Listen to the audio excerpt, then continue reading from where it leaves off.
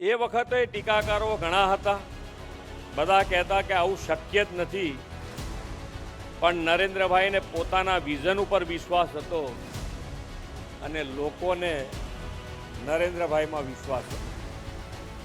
ઉદ્યોગ અને અર્થતંત્ર વૈશ્વિક સ્તરે સ્પર્ધા કરે તેવી નેમ સાથે શ્રી મોદી સાહેબે રાજ્યની વિકાસ યાત્રાનો પાયો આ સમિટથી નાખ્યો.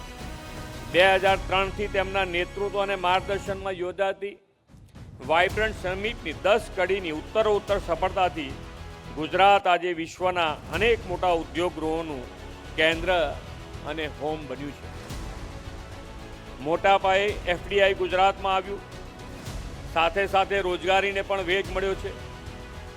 મોટા ઉદ્યોગ આવવાથી તેને અનુરૂપ નાના અને એમએસએમઈ ઉદ્યોગો વિકસ્યા છે અને એમએસએમઈ રાજ્યોના ઔદ્યોગિક વિકાસનું બેકબોન બન્યું છે.